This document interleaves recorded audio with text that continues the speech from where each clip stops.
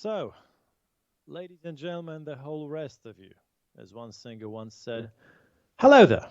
My name is Michal Gołkowski, and it so happens that I'm a writer who not only writes things, but these things also get published and they get read by people, and sometimes even people pay me for that. So this is like a full set that I can get. And today I should like to take you all on a trip through the world of the Sin Collector in a game under the name Repentless. The Sin Collector is one of my book series. Not only writes things, I have written but these over 20 things also get published, and they get how many of them. But this is actually the first one to have been given an actual video game mode. Repentless is a game that we made in the visual novel genre. So basically it is something which is very close to me, since this is, well, an interactive book, an interactive story that I'm really proud to present to you guys, actually, as I have written almost every single letter of this text by myself. Obviously, you're going to be seeing it in English, which is a collective effort by a team of translators, of which I am also a part of, by the way. And before we begin, maybe I'll try and say a couple of words on the actual universe of the Sin Collector Repentless. The idea is that we are living right now in the times when video games, movies, books, whatever not, music, everything is literally swarmed by the idea of post-apocalypse. Okay, the post-apocalyptic world, you know, gas masks and guys running through the tunnels of the underground and things like that. And I've never been too good in going with the so-called flow. And at one time, I thought to myself, what if I made a universe where the apocalypse has not yet happened, but is actually in the process of happening? Apocalypse, as it has been written down in the Gospels of St. John. Like apocalypse with a capital A. The apocalypse, okay? The actual divine apocalypse with all the stuff that you get written in the Bible. In the Revelations, you know, blood pouring from the sky, angels descending and cutting people in half, water turning to blood, you know, fire, rain, whatever not, black wind, fire and steel. Hello, all Manowar fans, I love you guys. And this is where the idea for the Sin Collector book series started. We are in the world which is frozen in a failed apocalypse. Failed? Well, mostly due to the fact that the whole apocalyptic writing was done approximately in the 2nd century AD, which means 1,800 years ago. In that time, technology was, well, a bit different, to say the least. There were many, many fewer humans in the world, approximately 140 million, all of them. And today we got nearly 7 billion. So the whole apocalypse thing, as St. John had it, was rather undervalued, underscaled, and, well, underwritten, so to say. So when the earth finally stood still and the sun froze above the horizon, when the gates of the hell opened and spewed forth all the avenging angels and everything that they brought with them, it turned out that the powers of heaven are actually incapable of eradicating humanity and destroying the earth as it is. And this is where all the problems began. Since if the job couldn't have been done by themselves, well, they had to cope with the situation. So, an unprecedented decision was made that the apocryphal angels were called into being. Those which were not that so much, you know, kosher and rigid and straightforward as they were written in the Bible, as the so-called apocryphals are the, well, how to put it? If you call it the Old Testament and the New Testament and the Christian Bible the original thing, then the apocryphals were basically cheapskate copies, okay? So the not so really canonical books and the apocryphal angels are called into being with the hope that they would understand humanity better than the actual angels managed to. It turns out that the apocryphals are even too good at understanding people, and they basically decide that, well, it's not up to them. They have too low a budget, they don't have the time, they don't have the resources, they can't handle the effort. The best thing to do is to hire subcontractors and let them do the dirty job. And the apocryphal angels call into being what comes to be known as the Sin Collector Corps. Basically, they hire people to kill other people for their sins. Not all people, not just any random people. No. A sin collector gets his commission for a single soul. They get the name, the address, the description of the guy, and that's it. Yeah, that's literally it. Imagine that you get a commission for a Mr. John Smith living in the other side of whatever country you might be in, and you're going to go there, you're going to find the guy, hunt him down, as it's very much unlikely that he's residing at the very same address he was recently seen,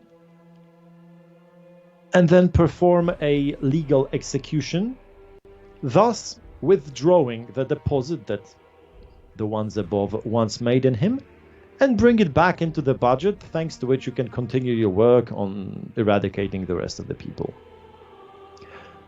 The only perk that the Sin Collector gives is a tiniest shard of the divine power, which means that, first of all, when wounded, they can heal. Second of all, they get this beautiful purple burning gladius that you can see in his hand, which is kind of a magic weapon, which helps to solve the majority of his issues, and the Sin Collectors don't die. I mean, they do die, but then they get reborn in the very same spot where they initially signed their Sin Collector contract. Which is pretty stupid, by the way, because if you sign your contract on the third floor of an apartment building that gets torn down, you're gonna basically resurrect 3 stories above the ground level in an empty space. So you're gonna fall down, break your bones, probably die. If you die, you get respawned in the very same place, which is again 3 stories above the level of the earth. You fall down, you break your legs, you die, you get resurrected. Yeah, you get the point. The whole thing is basically stupid, and that's the point of the Sin Collector universe. It's not a bug, it's a feature, okay? This world is inherently absurd, stupid, and illogical to humans, but logical to angels. One more illogical thing you might notice is that this guy is actually having a sword, and he's got this red cape on his back, whereas the thugs in the background are dressed in some modern garb. That's because, together with the apocalypse, came the idea of kosher. Kosher, as in the Jewish culture.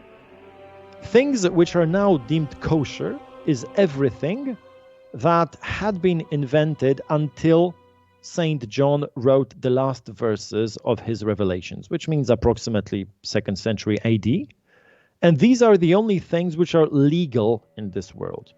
Anything newer than the 2nd century AD, I don't know, an AK-47 rifle, a gun, a chewing gum, a car, hell, even the heels on your boots, which were not invented until the 15th century, basically. Even things like toilet paper, or, Jesus, I don't know, more complex types of armor, are basically unkosher, therefore illegal, and can bring the wrath of the heavens upon you, either in the form of a Sin Collector or one of the envoys, as angels, cherubs, seraphs, and all the other types of angels are called. And this is the world of the Sin Collector. This is the world of Repentless, an interactive novel I'm about to show you. So let's begin the apocalypse, shall we? And off we go.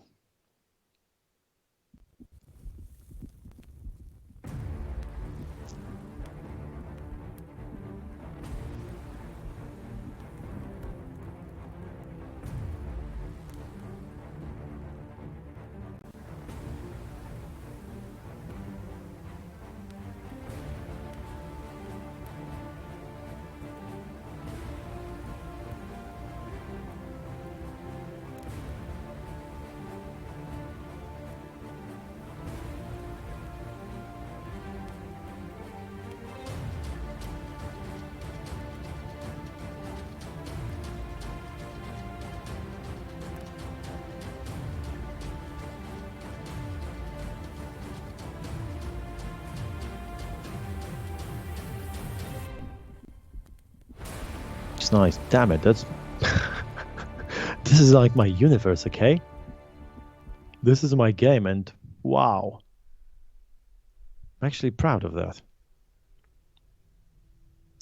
At first, it was to have been different luminous circles, choirs, and degrees of abstraction, but they were not able to separate exactly the soul from the flesh. Yeah. Speaking of Herbert, one of my favorite Polish poets. Sin collector, open up! You hammer on the door with your hand. In we go. Jesus Christ, in we go. I actually never played it, and dang, it looks good. Oh, dang it. Oh, yeah, the 2137 papal reference on the wall. Hello, art team. Yeah, you made a good job, boys and girls. Let's see where it takes us. Finding this den was not easy, hidden away in the ruins of what once was a capital city of a long-gone country. Tracking down the informant cost you a lot of effort, heaps of work, and the lives of a few idiots who thought interfering with your official duties was a good idea. You got lucky. This is your job, after all, finding those who are hiding. You're a sin collector for good reason. Open up, I said. I know you're in there.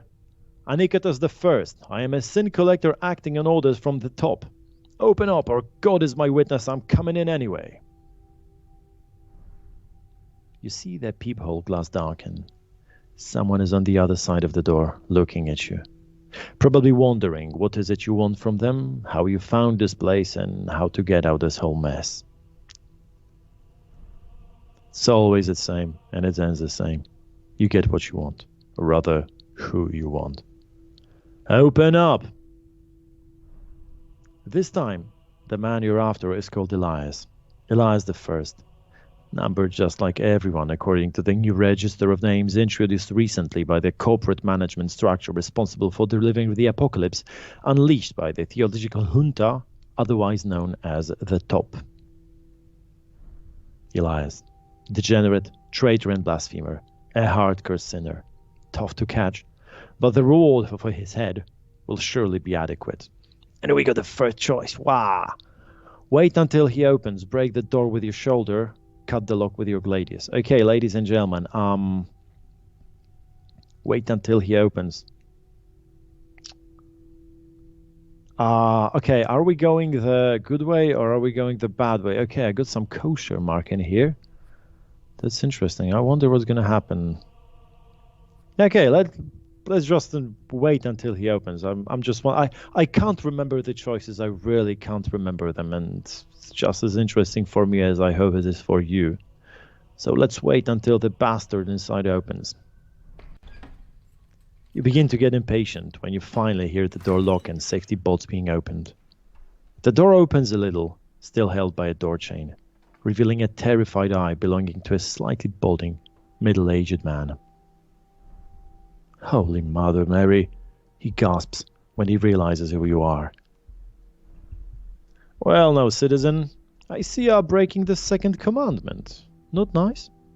I'm giving you an advisory verbal warning. Now, open up this door, else I will accuse you of interfering with the official duties of a sin collector. Yeah, this is how we go. The door shuts, the chain falls. The man opens them a little wider, stepping aside. You see the interior of an apartment which is completely covered in filth and dust, with a wood-fired stove in the corner. Shit, that's nice. How this is Oh, the crosses behind the window. That is cute. I mean, it's not cute, but yeah. It basically fits with my vision of how I perceive the world. Come in, I have nothing to hide. But this must be some mistake. The man asks, shaken. You go in, close the door behind you and look around. Then you sit on a chair by a cracked window, indicating he should pull up an armchair. He sits obligingly, unable to tear his eyes from the mark upon your forehead. You know the impression it makes on ordinary mortals.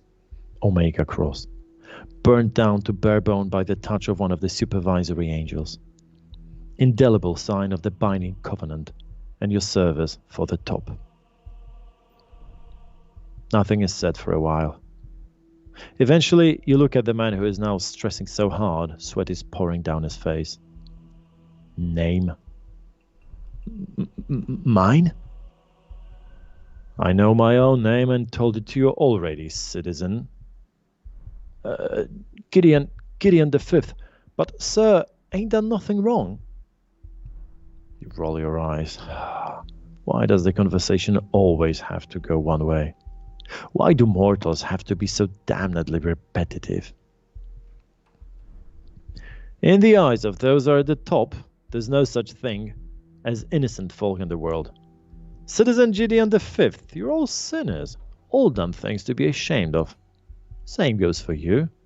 Well, ask yourself, why did you not open up straight away, eh? Right. The innocent have nothing to fear, while inspections are the highest form of faith. But I did nothing. Elias the First. You see something changing in the man's face, as if a shadow had passed across it, a sudden cramp of pain or fear. At this very moment, you know he knows. The only question is, how long will this contest last? And how you will choose to end it. I actually like the guy. Yeah, the informant is definitely nice. Who, sorry? The man asks. Okay, he's nice and he's stupid, by the way. Be polite and intimidate him. Okay, yeah, let's try and be polite, you know? I mean, I'm not sort of in the mood for violence. Not yet, at least. You sigh. Pull the curtain aside and look outside. You see a rubble and dirt-strewn street, covered in wrecked, abandoned cars. Some wooden crosses have been nailed to the building opposite, used to hang the bodies of debtors executed during a recent show trial. Yeah, that's one of the points of the Sin Collector. There is this notion of a debtor, okay? That's a guy, well, that's a person, whose sins are so heavy that they are considered a liability by them at the top. And as such, they are a walking debt. A debt to be executed and brought back into the fold rather post-mortem than during their lives. I'm looking for a friend. I heard he comes from around here at times. Elias is his name, as I said. I believe you know one another. The man swallows hard again. Nah, never heard of him. Maybe you want something to drink, sir? I have tea. Tea was brought over from India in the 17th century or thereabouts. Offering me this to drink, you are encouraging me to do something unkosher, punishable in the eyes of the current law. You must know the official regulations, right? Kosher only means items, foods, and tech from the time of St. John's Apocalypse was written up, meaning to the 2nd century of our era, inclusive. So, yeah, this is basically what I told you guys, and he's now explaining it to the sinner, in case you might not have been listening. Okay, but I thought that Rome... There you go. Why are you dressed as a Roman? You shrug your shoulders, reaching instinctively for the gladius at your side. Hard to say, being honest. It was probably about choosing the most advanced civilization for a given epoch. Or maybe they're suffering from Stockholm Syndrome since the temple in Jerusalem. Besides, this is a comfy, practical outfit. Soon enough, everyone will dress like this. Get used to it. The prefecture is planning on a series of lectures. It will be announced. Attendance is compulsory. Yeah, I mean, as I told you, the guy on the left basically looks human, if uncouth. Well, our Sin Collector on the right, well, he looks like a creature taken out of the times of ancient Rome. And this is basically the idea. For a moment, you look at the man and can't see any understanding in his gaze. He keeps on stealing glances to the side and smiling dumbly. Looks like he's not listening at all.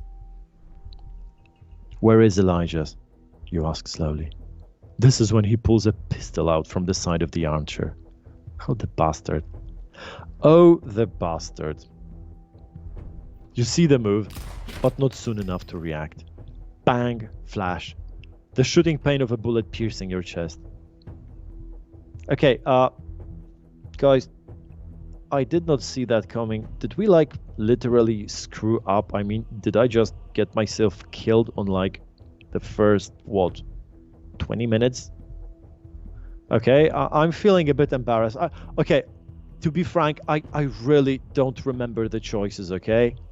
So I feel like just as surprised as you are, and yeah, I'm feeling pretty stupid right now. Okay, let's see how it goes. The impact throws you back and you land sitting in a chair, so like bang.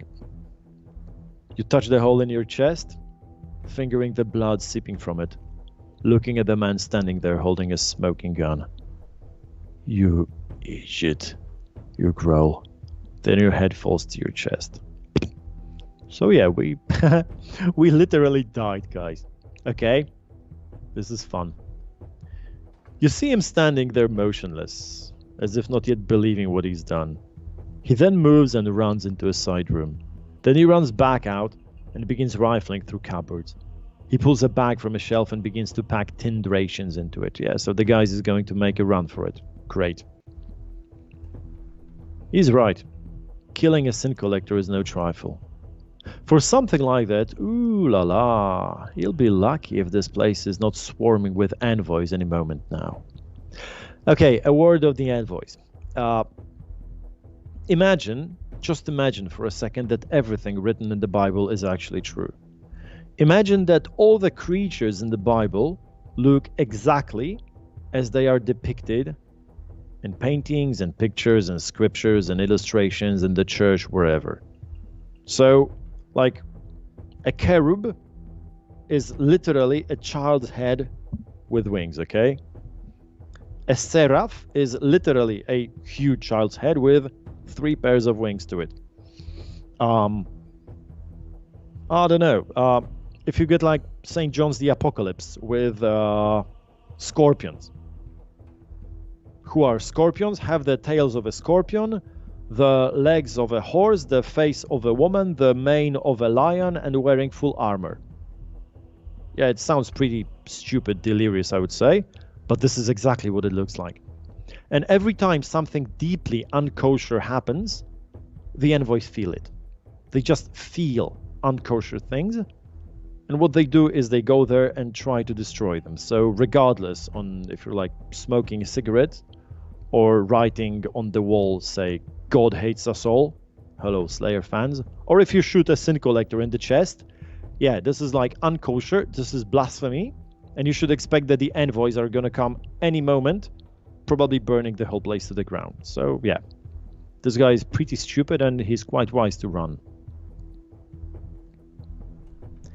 Meanwhile, you are not dead at all. Yeah, this is what I told you guys, we're not dead. It's not easy to kill a sin collector, for you are protected by the powers of the heavenly purple, which even now is gluing your damaged flesh together, healing severed arteries, and regenerating your body. Okay, so the damage obviously wasn't that severe, so there is a chance for us to get regenerated, even if we died, I don't know, a light death, not the ultimate one. It means we can still rise up. Good. A little later, your heart starts working again. Ooh, we got options. You begin breathing and can move again. You get up, moving your head side to side, joints cracking in your shoulders. You take your gladius out and move for the man packing his bags in the kitchen. Okay, in spite of everything, be nice. Treat him as he deserves to be treated. Okay, I'm actually tempted to go for option 2 and give this guy some hell. But now that I've seen that he's shot us and we've like risen back from the grave, I actually think that being nice to the guy, I mean, just imagine that. You are literally being nice to someone who just shot you dead. And I actually find this much more disturbing. In the words of Darth Vader, I find your lack of faith disturbing. So yeah, let's be nice to the guy. Let's see what happens. Hope he doesn't shoot us again. You're beyond salvation, right, citizen? You know the penalty to pay for injuring a member of the sin-collecting corps? And the guy looks Terrified. Ah, that's a good one. Ah, that's a nice one. Actually, it's a very nice one. Close up. You can see some good foodie in them jars over here. That's some tinned food. I have to tell you guys, I mean, the graphic part of it, this is like, wow. Some actual effort was put into it. I'm impressed. The man leaps up in fear, turns and trips over his own feet. He begins crawling away, using arms and legs. You follow as far as the corner where he squeezes himself into a ball, shivering all over. You kneel by him, smiling and whispering sweetly. 40 lashes, and then crucifixion. Public. On the main town square, and then they drag your dead body away and turn it into one of the eviscerators. Ever seen a eviscerator? Or another sort of envoy? Okay, eviscerator, guys, is actually a pretty ugly thing. Eviscerator is an attempt made by them at the top to create a superhuman. But remember that the angels are logical beings, okay? So for them, a single human is, well, a single human is as strong and as agile and as whatever as a single human is. So if you want to have something which is like double the human, you add one human to another human, and you get something which is like double human, right? Double strength, double stamina, double whatever. So if you add like 4 humans together, then you get something which is like quad damage. And this is what they at the top thought would work.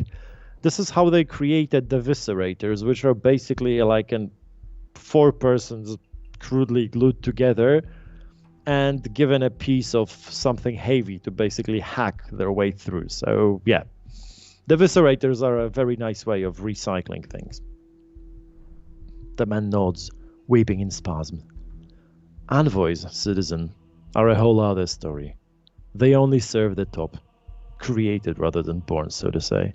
And always, I mean always, there is need for new parts. Yeah, that's basically true. I beg you, no, please don't. Elias, you bark. Tell me where he is. Somewhere on the other side of the river. He's meant to have some sort of den at a bazaar. I just don't know if he's hiding under a new name. I beg you, I only provided him with a map and tools. I know nothing else. Ooh, I just don't know if he is hiding under a new name. Sounds like a hint, doesn't it? Yeah, I mean, okay, we're like in a visual novel, so you have to read the text. I know that the pictures are nice. I know that the music, I hope you can hear the music, is also quite. But this is a visual novel, and you gotta read the text, and you gotta get your clues from it, because there ain't no quest markers, there ain't no reminders, things ain't gonna glow for you to click on them, so the only information you get is what you find in the text, so gotta be mindful of that. You sigh heavily, knowing there's no point pressing him for more info, as he's liable to come up with all sorts of lies just to please you. You get up and look down at his damned worm. Spare him? Kill him requires being violent. Ooh, I like it.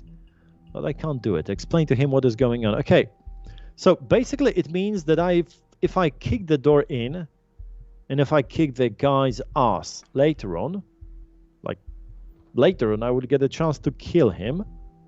But apparently, as I wasn't violent enough, I can't do it. Actually, okay, game dev guys, I like it. This is actually very nice that you can see that there are other options in there. Because I'm pretty tempted to start all over, you know? Like to restart the game and to play it through just to see what happens if I kick the guy's ass, if I kick the door in, how I kill him. Dang, I mean, yeah, I could actually get a replay right now.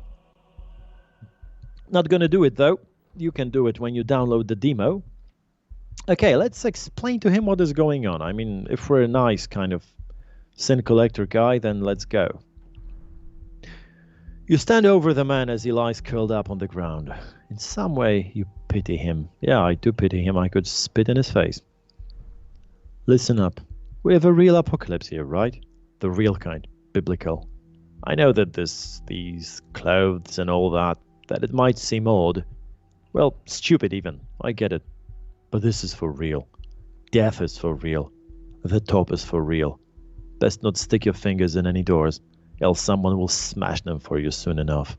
Yeah, this is basically what that guy tells you. The man nods, sobbing quietly. What else can you tell him? How to protect him from the grotesque and cruel parody of the world became in the aftertimes. Yeah, one more funny thing. Um, you're not allowed to use any dates, okay?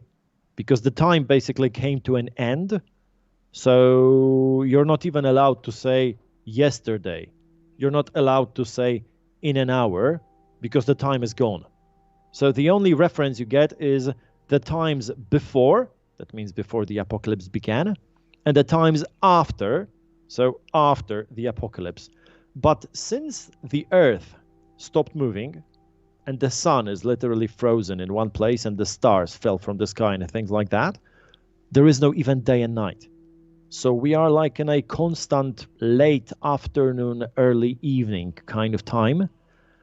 And some people get crazy with that because you don't get any real sleep. You don't know whether you woke up tomorrow or yesterday or still today, whether you slept for 1 hour or 8 hours. It's kind of get pretty nasty from time to time. Nothing, in fact.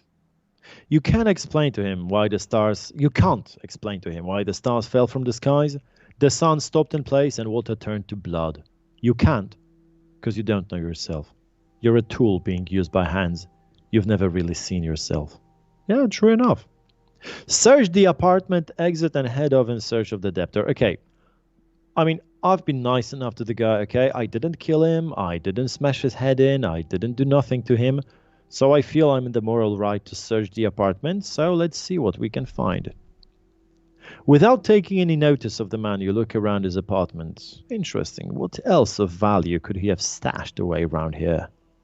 Oh, by the way, guys, I hope you don't mind my British, kind of a British-ish accent. I'm a fan of Monty Python's, so... Well, I could speak more American if I wanted to, so that's not an issue for me either. But I kind of am more inclined towards the British English thing. Well, I'm not going to speak in posh like Prince Philip, even though I come from Poland. But yeah, I hope you guys don't mind. In case you do mind, you can turn the voice off. So you look at the pistol the fool tried to kill you with. Wow, no use to him now, but for you, who knows? As long as no envoy picks up on it, it could be a valuable tool for hunting debtors down. Jesus. Guys, let's take the pistol. I mean, I'm actually quite thrilled by the idea of a guy with a gladius in one hand and a pistol in the other. So, yeah, let's take the pistol. Oh. Okay, that was probably some inventory. And something happened with the kosher thing, so probably I'm not as kosher as I used to be, okay? You take the pistol, then look around the informant's rations stacked up on the shelves. You have no intention of dragging around any useless crap. You have enough kosher rubbish all sin collectors are forced to carry around. Yeah, no doubt. Then you spot a colorful packet of jellied candies. Ah! Your mouth starts to water. So stupid, and yet you are tempted. Okay, so probably now we were kosher, now we are unkosher because we have the pistol. Yeah, let's take the jellies, let's see what happens. You take the jellied candies, kicking a cardboard box filled with designer jeans meant to be sold on, and disgustedly head for the door. Why do people still believe in a sort of future? Yeah. You leave the apartment and go back out the street. Wow. Oh, this is nice. This is nice, and looking at it, I can definitely say, and I can... Yeah, this is the one. Okay, guys, if any one of you are from Warsaw, then you can see some references to the actual town of Warsaw here. These are like the Warsaw trams. This looks like a Polonez Caro, actually. And this is definitely one of the Warsaw Old Town tenements, because the whole thing, the whole Sin Collector, is taking place in Poland, in Warsaw, in the capital city of Poland. So you're going to be seeing some references, and yeah, I couldn't resist. If you can make a game anywhere in the world, why make it somewhere else than your own country? I know the whole United States thinks like that, and every time the Avengers defend the world from Thanos or whoever, whatever, it happens in the United States. So off you go, in yours. I mean, we made a game and we made it in Warsaw. You finally reach the place which has served for you as your base of operations. An untouched church stood solitary among all the ruins, made of red brick on an escarpment high above the shores of the nearby river. Okay, so as you can see, the buildings are quite severely damaged, and the church is untouched. This can be due to two reasons. First of all, it is a church, so the envoys are less likely to destroy it. Second of all, the church is definitely older. You can see this is like 14th century. The houses are probably 19th or maybe younger. So when the envoys come, they first destroy what is newer and leave the older things for later. Like, I don't know, like you get a CD, like you get your hard disk drive wiped clean by Windows. It goes the first pass, first destroys the thing sticking out, then it makes a second pass, then it makes a third pass, and so long as everything stays clean. So this is exactly that. The envoys are making passes on the world, destroying in the first place the things that are less kosher. 3 large brass ring gyroscopes are lying motionless at the base of the altar. When you enter, one of them, probably Alpha, fires up, glowing with purple flames, and rises above the floor. Beta, his faithful follower and wingman, fires up a fraction of a second later. Only Omega, the last and least clued up one of the 3, is late as usual.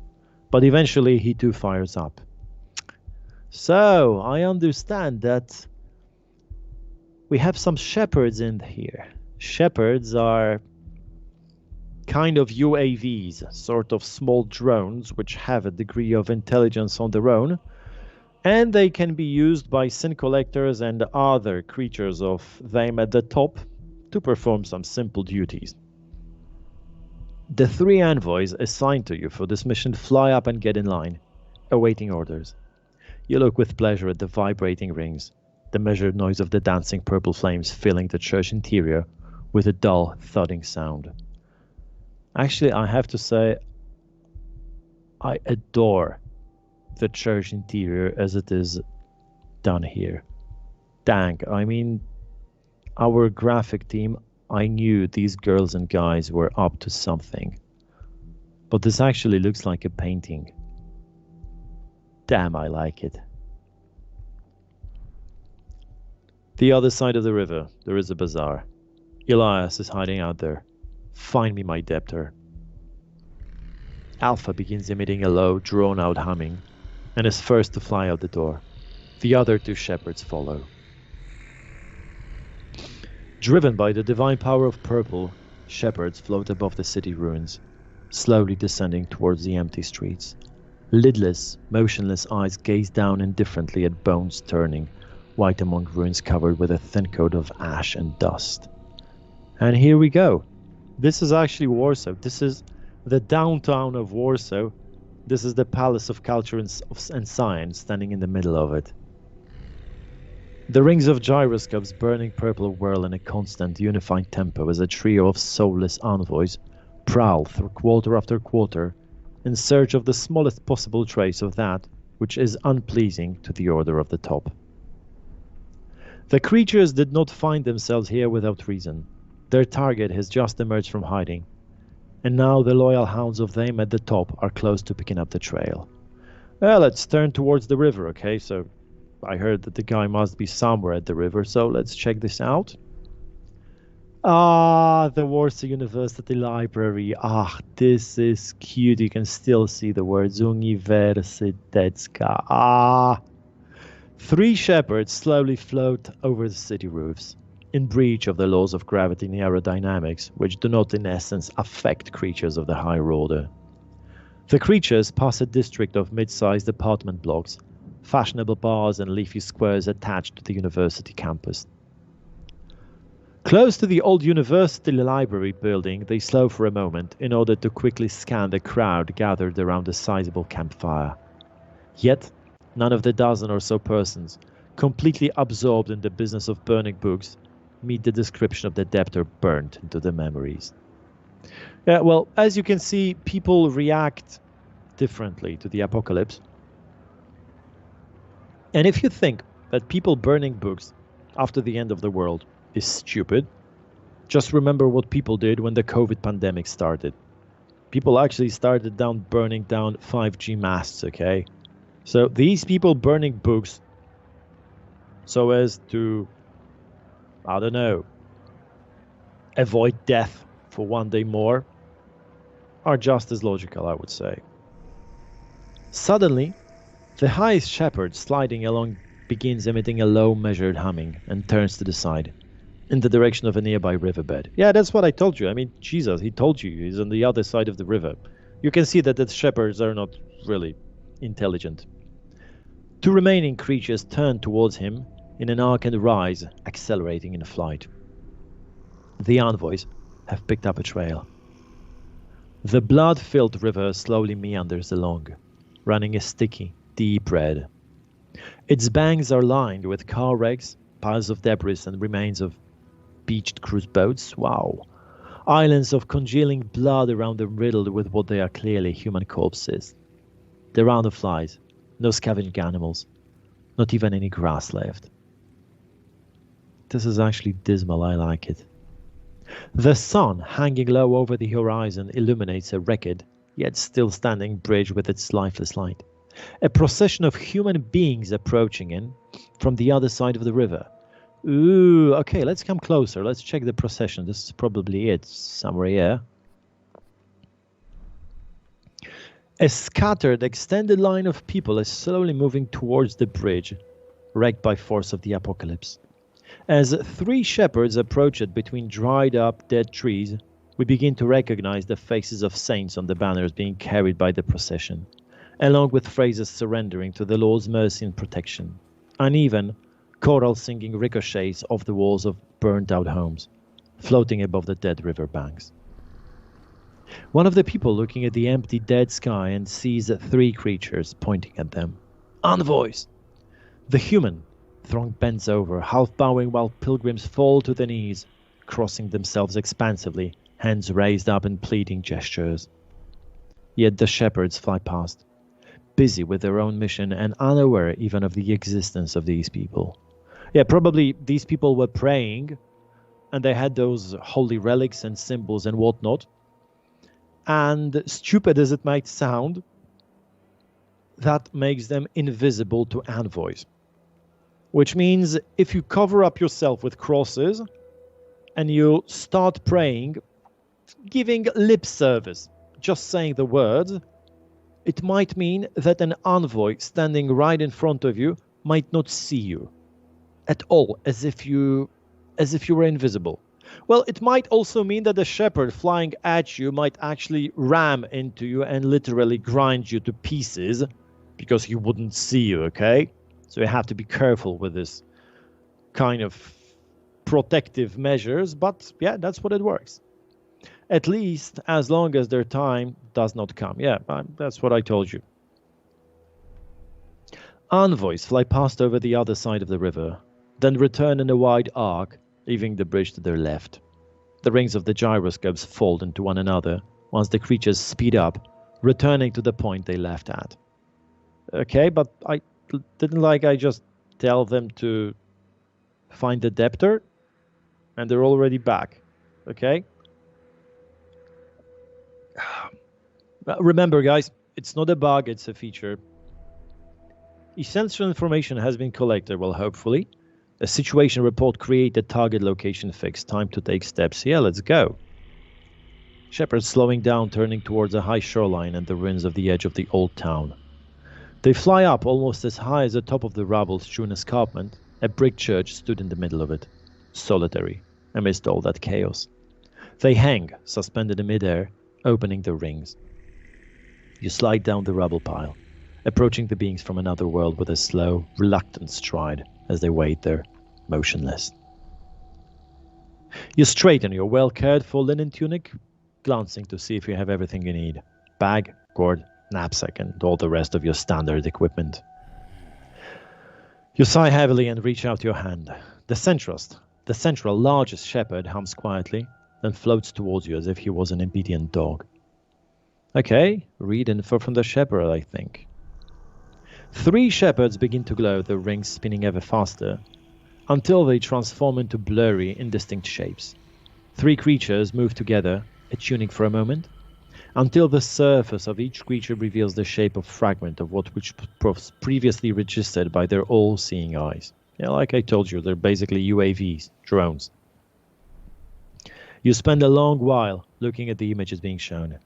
You see the city's panorama, then the river, and the procession heading towards the city, ruins on the other side.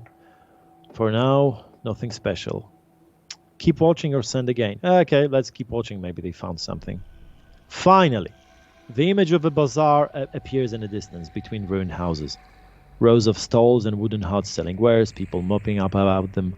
Bazar Różyckiego. This is one of the iconic bazaars in Warsaw. Jesus, I like it.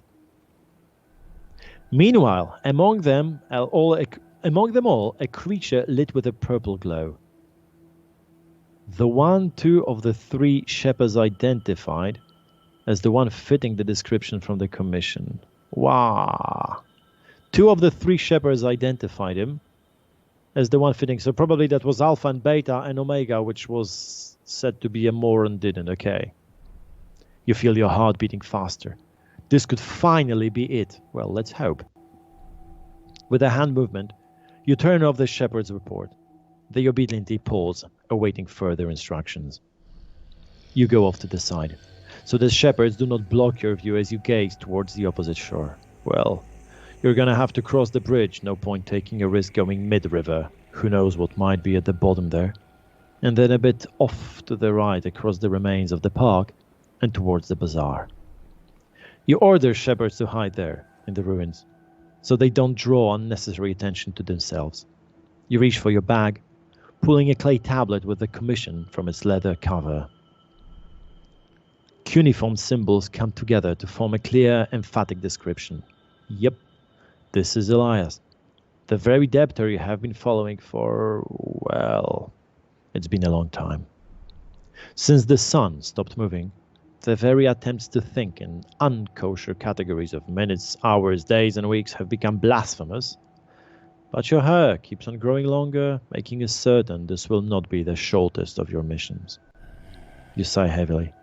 Time to finish the commission and claim your long overdue payment. You tighten the grip on your weapon and take a critical look at this slightly chipped blade. Using willpower, you fire it up and for a moment look to see if it gives a steady purple flame. Well, following the recent energy supply problems, they at the top seem to have finally delivered a budget to meet the needs of operational field units, these being sin collectors, just like yourself. The Gladius.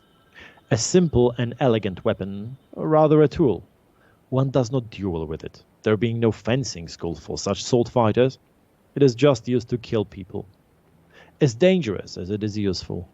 Sin collectors who prefer hand-to-hand combat call the art iron, and those who choose to use magic nicknamed it the incense. You seem to be somewhere in the middle of the two. There's actually quite a lot of useful info there. A gladius is not a weapon, guys. It is a tool. You never fought with a gladius, you killed people with it.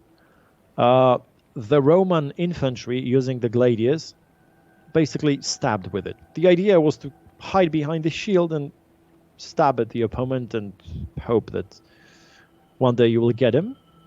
And we can already see that we're going to have the chance of hand-to-hand combat, melee, the iron, and magic, the incense. Okay, let's see how it goes. Experience tells you to ensure your bag holds all the things you might be needing. Apart from the standard journey marching set, you also possess, okay, rope, flint and tinder, bandages, and healing ointments. Well, okay, guys. This is like the moment to choose.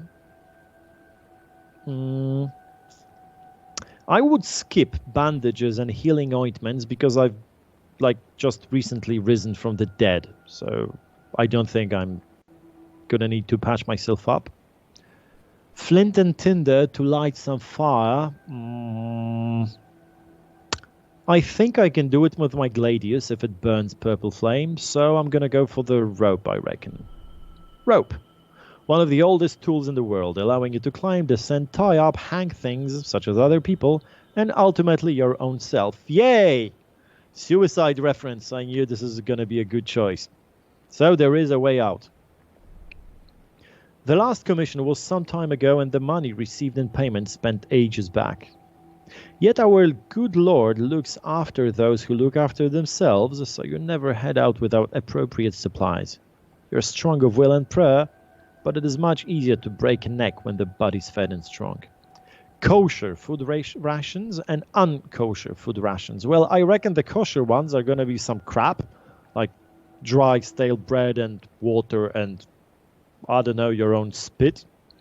Unkosher is probably going to be something like, I don't know, Hawaii pizza and a Mars bar, deep-fried Mars bar, hello. And perhaps a bottle of soda, so I'm going to take the unkosher ones. Sugary drinks, yay! Chips, candy bars, tinned meats. Tasty and long-lasting, though they can bring you trouble. I'm going to see if I eat them, then they can only bring me diarrhea, so I'm going to take the ones. You leave shepherds recharging in the empty church, setting off alone. No one has lived here for a long time. The mess is evidence that the first wave of envoys passed through here, just as the before times changed into the after. Houses level with the ground, wide radius, and distraction magic. Yep. Back then, one didn't have to budget for anything. The heavenly bookkeeping paying out advance payments for everything. You climb up onto what might be the remains of a rubble barricade blocking the road, covered in bullet shells, walls held by gunfire. Yet someone tried to dig in and defend this place, but who? Who from? When? You stand on the top, look down an alley, and then carefully slide down a pile of rubbish and rubble. Hobnailed sandals scrape against bricks sliding along roof tiles. You try to balance with your hands, but it's not easy. Maybe you should have chosen a longer, though more comfortable route around, down broader streets. Though, now it's too late to whine about it. Finally, you lose balance and you go flying down like a sack of lead.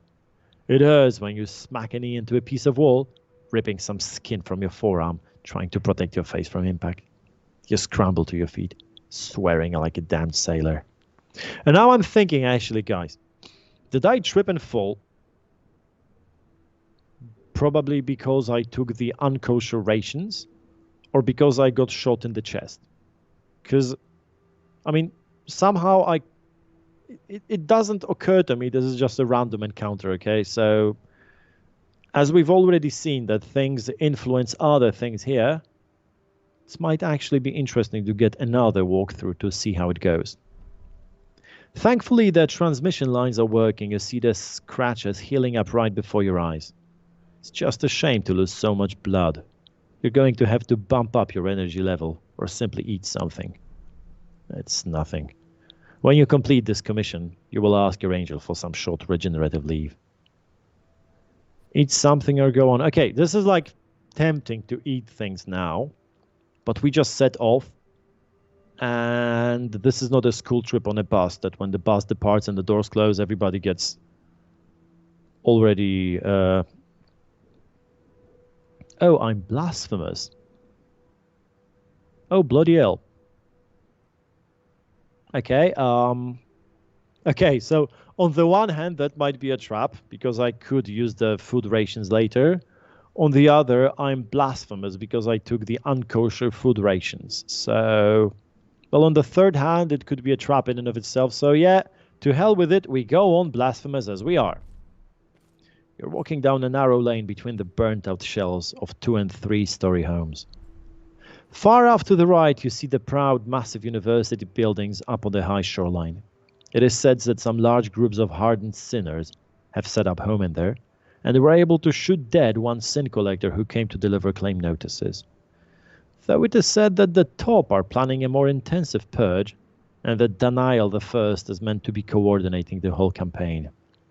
Okay, Daniel the First. This guy is one of the actual sin collector badasses from my book series. So if he's down here, this is something. That's what they say. For the time being, you're here alone, in the heart of a burned-out city, which was once the capital of one of the countries in the world before. Now, in the aftertimes, this really doesn't matter. Stretching along the shores of the river are fields of cemeteries covered in wonky crosses.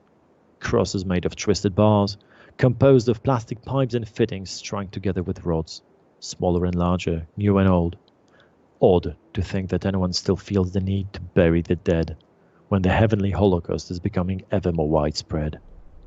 You slow a little, seeing the entrance to a home which by some odd twist of fate has survived its raging fires almost unscathed.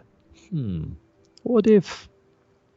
Okay, we don't have the flint and tinder to torch the house. We could ignore it and walk on. We could search the house. I bet that if we search it, we're going to find something unkosher in there, or it's going to like fall on top of our heads. So now, ignore. No point wasting time. Yeah, you're right.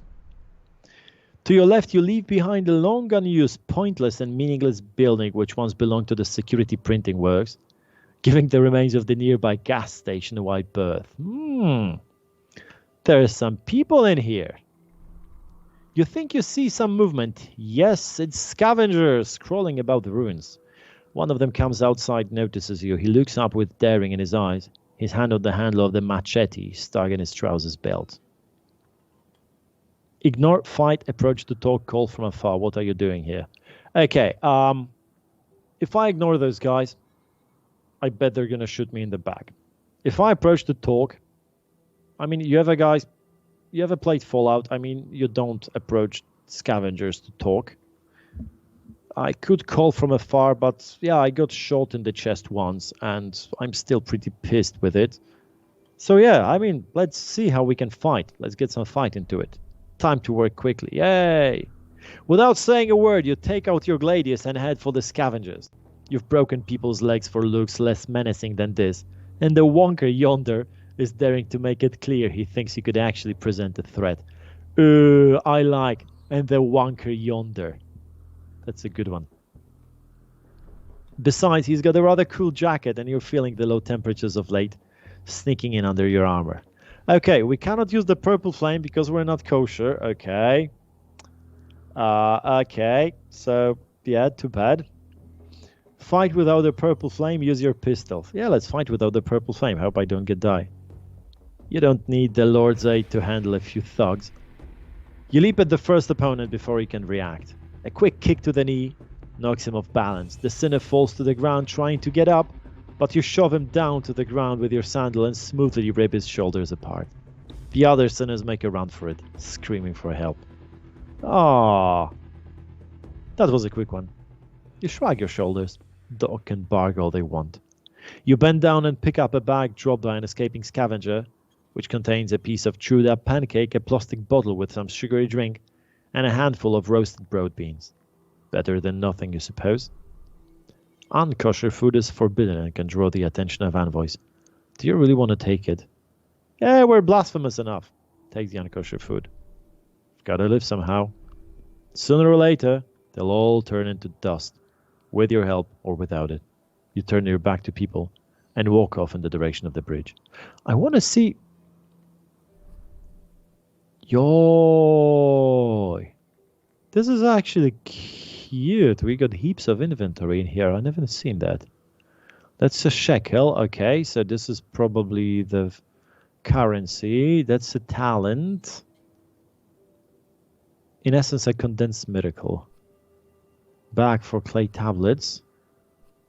Guys, there's like heaps of stuff in here. Plaid. Okay, I'm not sure how to... not sure how I can move the actual thing down. Okay, counts. I'm not gonna wash set, sponge, wine skin, played. Cool. This is actually cool.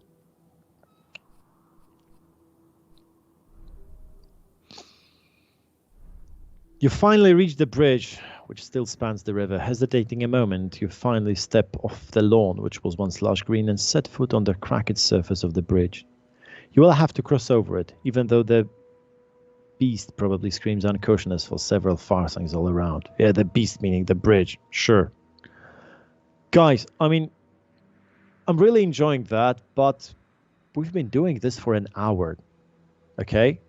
I know I've been talking a lot, but we've been doing this for an hour and we haven't even got to the end of the demo version. So I reckon we're like midway through the demo version, which means it's quite a lot of it. If the demo is like 10% of the game, which it should be, and I've not reached the end, it should mean there's like a good couple of hours playing there. And I have to tell you, I really enjoyed it. I really enjoyed playing the thing. I enjoyed talking to you guys. And I hope you enjoyed it as well. I mean, the world of the Sin Collector is much, much deeper than that. And actually, I must say, save and exit to menu. Yes. I really like the art. And I must say, guys, it does look like a quite nice adventure. I hope you enjoyed it as well. And I hope that you will enjoy playing the demo. I hope that after you've played the demo, you're going to go for the full version, which is going to be available on Steam and, well, not so long a time because the game is like due to be released in the nearest future. So I hope you enjoyed it. I hope you've taken some interest in the Sin Collector series and the Sin Collector universe as it is and in Repentless. As I said, my name is Michal Gołkowski. As you can see, I'm also quite fluent in English, so should you have any problems, don't hesitate to write me on Facebook or Instagram or whatever not. I'll be sure to respond. Damn, been a real pleasure talking to you guys and see you. Let's end the thing here and I'll leave the game to you. Bye bye. Dziękuję wszystkim, którzy oglądali to po polsku, którzy wytrzymali ze mną przez tę godzinę bablania w języku Szekspira. Dzięki wielkie, mam nadzieję, że też się zaciekawicie naszym komornikiem nieskruszonym, jak to brzmi po polsku. No i cóż, miłego ogrywania gry. Trzymajcie się.